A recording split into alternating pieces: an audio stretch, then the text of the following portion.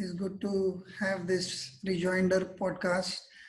Uh, Rejoinder is a strong term, but essentially, we wanted to follow up the parenting podcast where we were talking about values in a parenting context with a point of view from the new generation. We are lucky to have with us Anant. Um, Anant has been in the UK for around a year. He's studying in the London School of Economics. Um, he studied there for around a year or so, and yeah, he stayed most of his adult life, teenage life with his parents.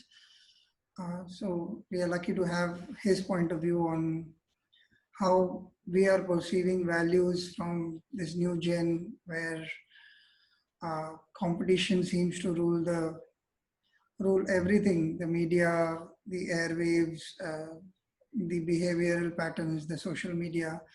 So we would want a point of view from him.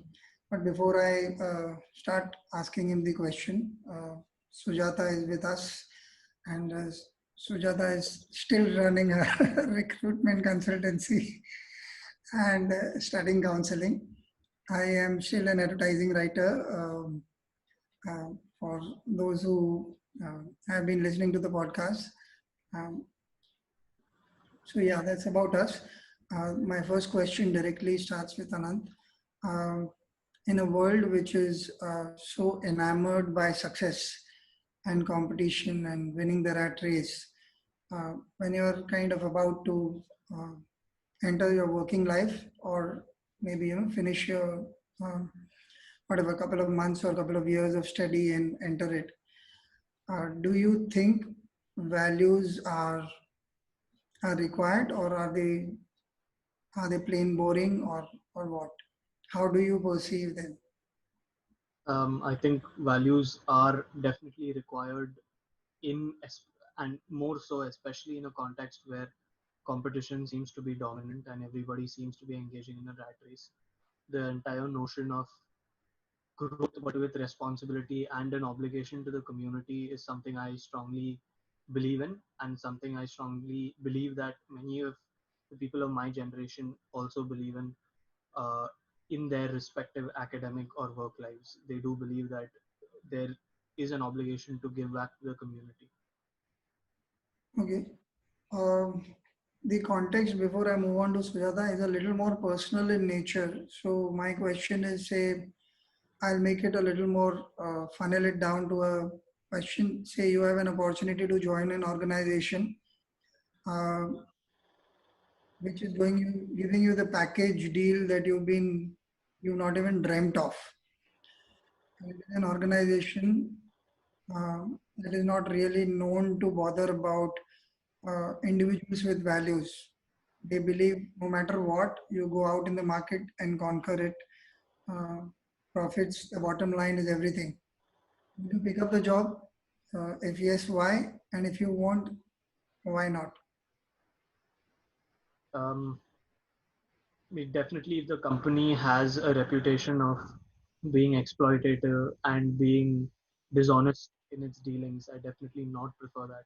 But if it came down to that very company, as hard as it is for me to battle against the structure and the bureaucracy of the company, I believe that joining the company, I could make a difference on my own, because at the end of the day, I have an individual obligation to the community, whether or not I am successful in inducing those changes within others. So I definitely believe that you should make the best of the opportunity that you have, but never lose sight of the value of giving. Okay. Sujata, is it as easy as it is making it sound? Um, it actually takes back me to the time where probably I've had similar aspirations, if I may say that. Yeah. Uh, yeah, I would probably say it. It doesn't sound as easy as it is. I think the journey is going to be completely different, and I guess you'll probably discover it one day at a time, I would say. So yeah, that's my take on that. Uh, yeah, my own experience. I'll break it down to a very, very simple exercise that I undertook a couple of years back. I decided that I would consciously not lie. Okay. Um, and the first time I decided that, I think after 3 or 4 weeks, you would find a call coming from me saying, listen, the other day I told you I do this, but actually I didn't mean that. And you would be like, hello, this is not even important. Why are you bothering about this? But it starts being so important, and it starts um, when you give it weightage, it starts entering your life stream, your habits, and the way you um, deal with the world. It's more personal. So when you started with, I loved the fact that you talked the world along with yourself. It's a great deal of maturity to start with. But right now, I would not want to go there. I'm saying individually, if you had to um, say, okay, I'll just make it further difficult for you. Your family loves the job. They ask you to take the job because you need the money, and they're all out for it. Maybe you have an uncle who runs the damn company, and you have no way of saying no. So it's almost all kinds of pressures that are possible that is forcing you to take up the job. You know, it is less than ideal. I would not color it in one brush and say कि uh, uh, they are corrupt, but I'm saying they would not bother too much about little things like bribing some official or to get their work done because they think what they are doing is very important. So in that structure where your family is not supporting you, your friends say this is the opportunity you've been looking for, uh, your own value systems say otherwise. Uh, in that condition where you know that you are also going to be isolated within the family, how easy or how difficult will it be for you to take a call in that context? It would definitely be difficult in a situation laid out such as this, but I've been grateful to have a family who, despite having their own set of preferences for me, who, despite having their own sense of family obligation and social obligations to pressure me in a certain direction from time to time, the overriding factor has been that they've always encouraged me to think on my own 2 feet, which is something I can personally vouch for. And uh, I feel that several members of my generation as well, despite all the family obligations they have, and this is more so in the case of uh, the female friends that I have in this generation, they've all learned to take independent decisions despite the isolation, because I feel that everyone has their own sense of a strong right or wrong. And I know it's easy for me to say this, but in a hypothetical situation, I'm sure the pressures would be uh, much higher because you'll be experiencing it in a much more real sense. But I also don't think that any amount of pressure can drown out the individuality that every member of this generation so strongly values. Okay, so let's take a different look at the same facet. Uh, what helps you hold on to that value system when the pressures are so tough? What is it that you get out of it? Because certainly the easy way out is the one that says yes to everyone and just go get the job and make the money and uh, be seen as the happening guy. If you're letting go of all of that, what is it that you think you're getting when you're following this difficult path?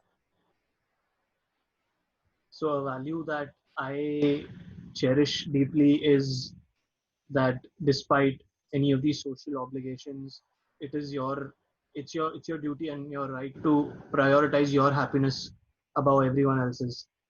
So if you are trying to do something just for the sake of happiness of the others, you're going to suffer internally, and it's not going to be viable in the long run.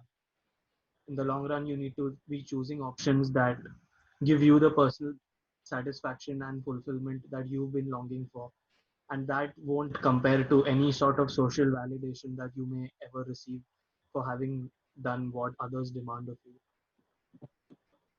Okay, I have a question. I'll just say it so that we all remember. The question is, what about others who may not have a strong understanding as you have? We'll come to that question. But before that, I would want Sujata to speak on. Uh, that's a very beautiful example he's given. Looking at values with happiness. Half the time, I think, even while we were growing up, I'm sure we got thrashed to be following the done Yeah. thing, and it's such a beautiful thing coming from a guy of his generation. It's very inspiring. How do you look at that aspect? Yeah, I was smiling when he said that because, like you rightly said, the generation that probably we come from, again, it's the conditioning is different for a man and a woman both, right? I mean, uh, if I have to really look at it, I feel my conditioning has perhaps been the opposite. It's been like, you know, your happiness will come by doing what you have to do for others. So don't run after your happiness. It will come by. And I Mhm. think for for a long time, I pretty much followed that conditioning. It's only in recent years, thanks to a change in my mindset, different life experiences, my 13-year-old, nearly 13-year-old daughter's views, uh, I would probably tend to agree with what Anand says, that whatever you want to pursue, if that makes you happy, it is a right and a duty. And I think for me, in today's session, that is probably the biggest takeaway. It's like, it's just blown me off when he said that it's a right and a duty. It's just not a duty, which means you are not being selfish about it. It's your right. So it's really very beautiful, I would say. Yeah, yeah. Yeah. That is going to be the next question. But do you want to answer the earlier question that I asked you? What would you tell somebody who's not as clear-sighted as you are about this aspect? How would you define it as happiness for that person? Because um, I know of enough number of people um, who on the spur of the moment to want to resolve that problem at hand. See, standing up for values, overarching theme is very nice and everybody believes in it, and it seems almost uh, textbook like. But when you are on real practical issues on the ground, you realize that here is a client who's saying, I have given you the contract, you just have to say yes to this condition and it's yours. At that moment, I have seen not only your generation, our generation, they would say, don't bother, let's do it. It's not really that important. Um, so for people who believe in that kind of attitude, uh, which cannot be just said wrong because they would call it practical. Their term would be practical. They would say, hello, we are in a commercial setup and none of us are saints or holier than thou. Why should we not opt for this? And how does it affect anybody else? We will do a good job anyways. We are not going to cheat the client. Just a little bit of adjustment is the term that is used. How would somebody like you explain the concept of happiness of values to a person who's in that realm? As you rightly said, the other perspective to this point is the point of pragmatism, where you might say Yeah. that it is practical in the short run for you to be probably stationed at this job and earning a bit more. And it comes to my mind that me saying that previous point, I must acknowledge my own point of privilege, because not all families are as economically privileged to allow their children to pursue what the children truly want. Some families may be economically disprivileged and they may be focused on the more short-term gains for their children to focus on. But it's definitely a much larger picture that Mm. needs to be looked at. You have obviously the inconsistencies of your economics and day-to-day life, but I think eventually every person should, after satisfying short-term gains, they should be given a chance at least to indulge in that sort of happiness. They could, I mean, in an ideal situation again, partake in a hobby of sorts that helps them in some sense achieve personal fulfillment, in addition to if the pressures are unbearable of taking on a job that your family wants you to. So it is a difficult question to answer.